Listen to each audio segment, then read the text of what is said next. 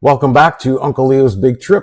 As promised, this is going to be part 2 of the cost breakdown for our cross-country RV trip 2025.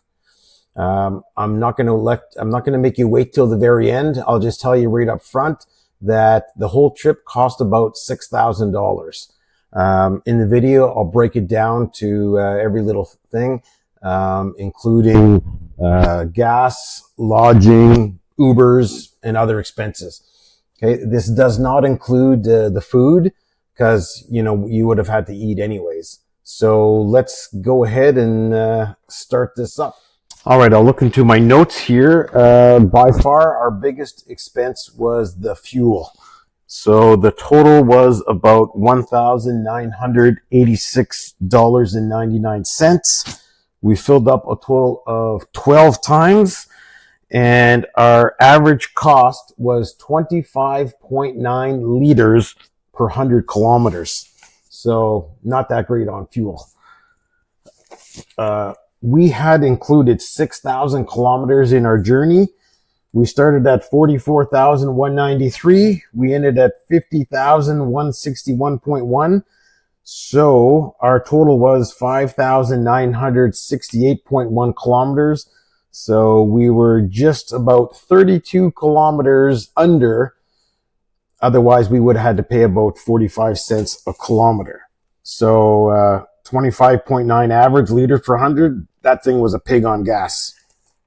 I'm going to go over, accommodations. Well, I'll go over that when we do our day by day. Okay, so first I'll start with, if you go to my previous video, you can see the flights, the prices of the flights. That's included in part 1.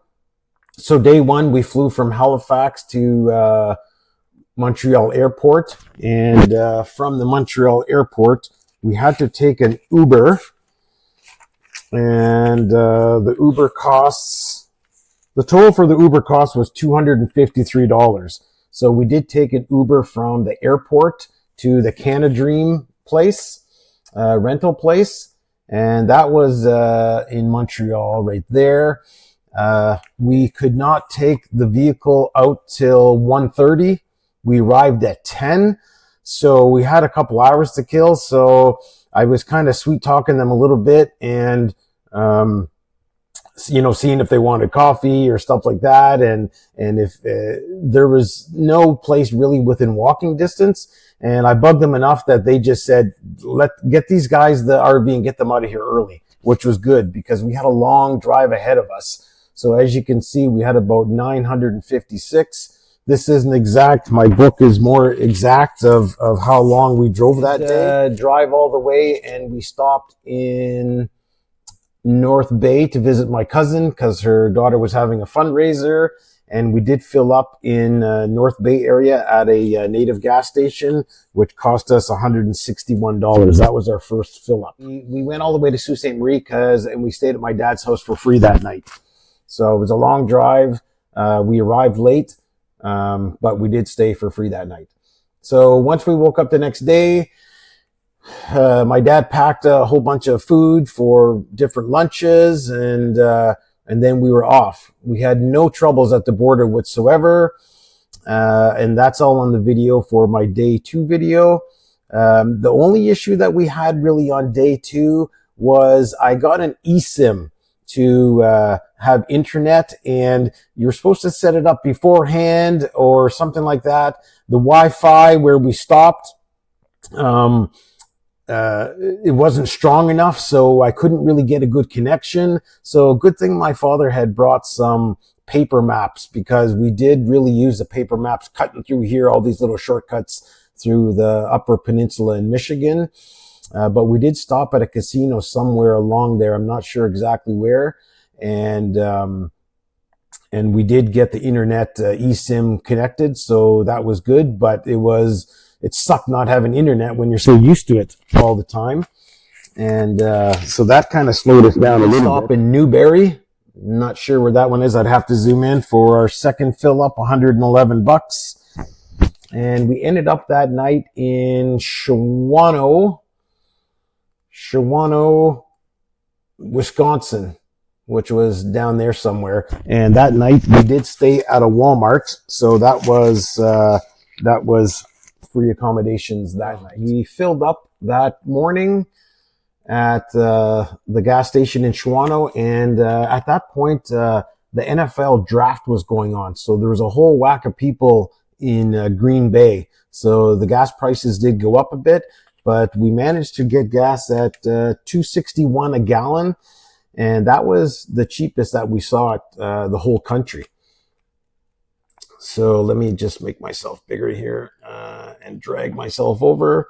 So after Shawano, was not too bad a stay at the Walmart there.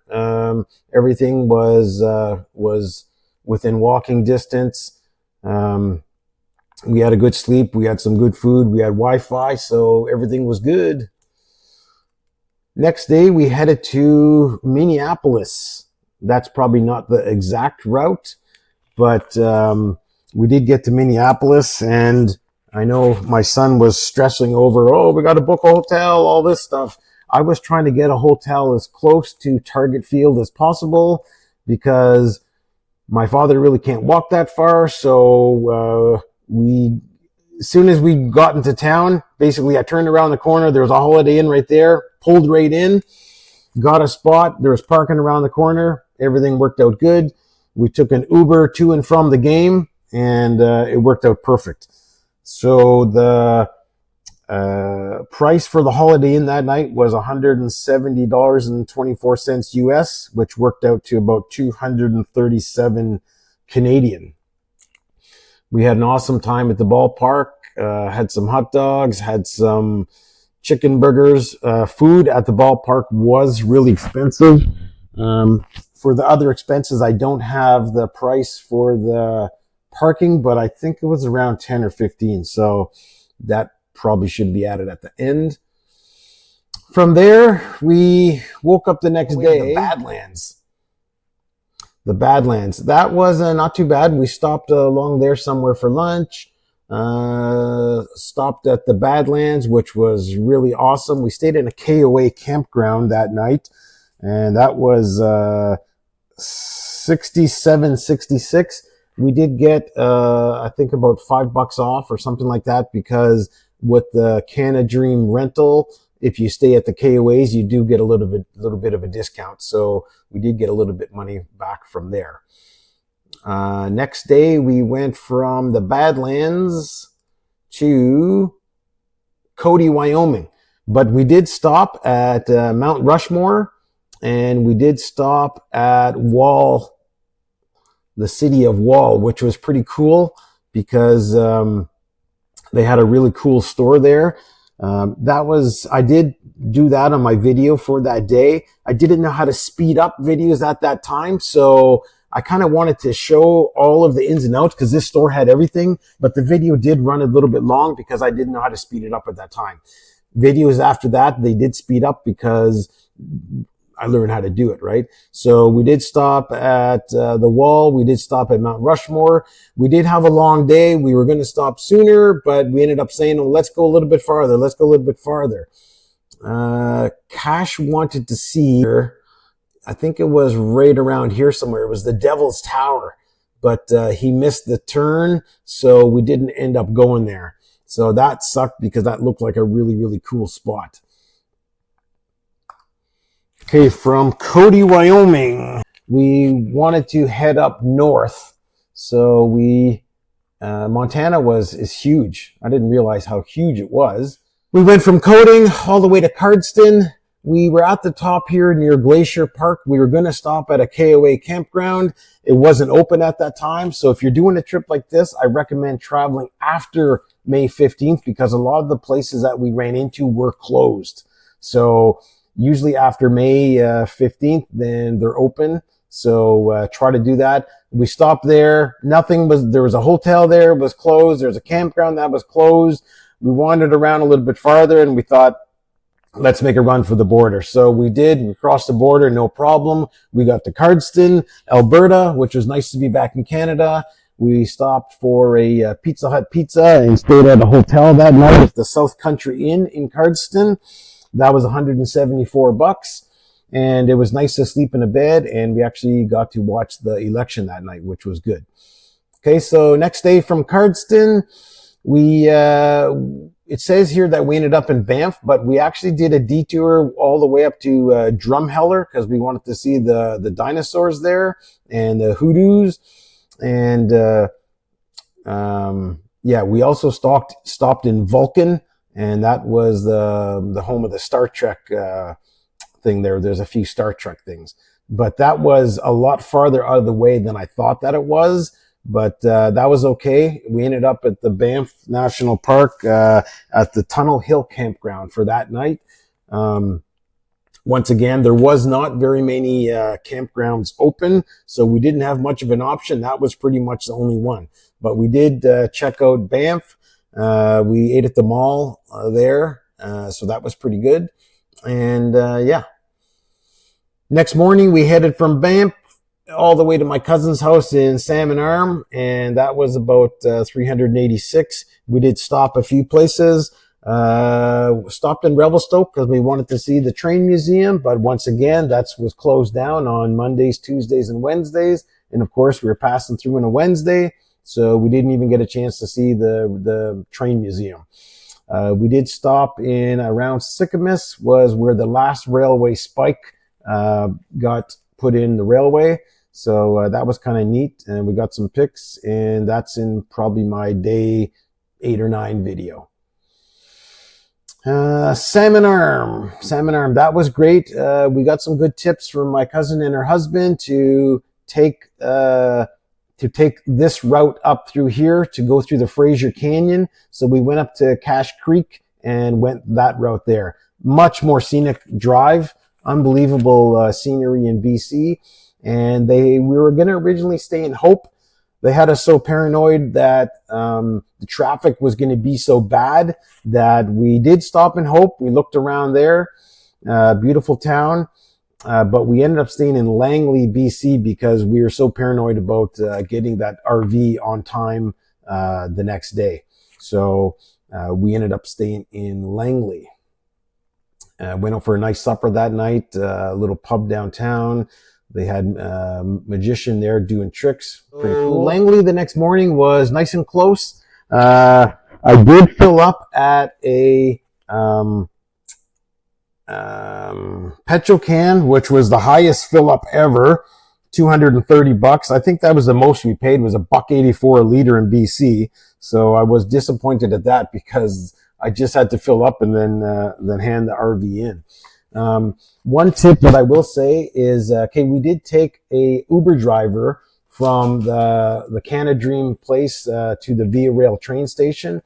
And one thing that I will say is, if you can talk to Uber drivers along the way, they do have a lot of good tips. So I was always chatting them up as much as I could.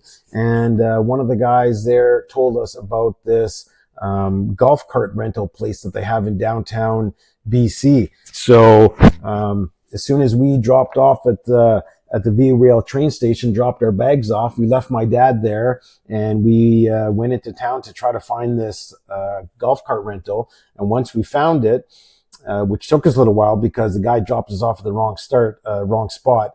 They're not all smart. I knew more about Vancouver than the Uber driver that time. But once we did find it, we drove all the way around. We went to Stanley Park. We were going to go through Gastown, but we didn't have enough time because it took us so long to find it. But so Stanley Park, we went to Granville Island. It was pretty good. We were whipping through town like crazy, probably a bit too fast, but it was pretty good. So then we once we did that, we got the Via Rail train. And to be honest, the Via Rail train was the most disappointing part of the whole trip, really. And I thought that was going to be the highlight. Anytime there was any good scenery, there was trees in the way. And, you would think that they would kind of trim the bushes a little bit. So, cause it's all in all the brochures, all these mountain scenery, it's right next to the tracks. All they got to do is trim it out a bit. And the Via Rail train was 5 or 6 hours late. Yeah, I was not impressed. The good thing about it is the staff was excellent, the food was excellent, and but we did arrive at about 1:30 in the morning. Our flight left at 7, so they did have a free shuttle. We had to wake up at 4:45 to get on the shuttle for 5:20 to get there for 7. So that was kind of a waste, only getting a hotel for like 3-4 hours. But it is what it is. Anyways, I just want to thank you for coming along for the journey of Uncle Leo's big trip. This will be the last video of the series. I'm not sure. I might rebrand the channel if I feel like continuing on with this, but thanks for coming along with the journey, and I'm going to try to include all of the prices along the way. And yeah, thanks again.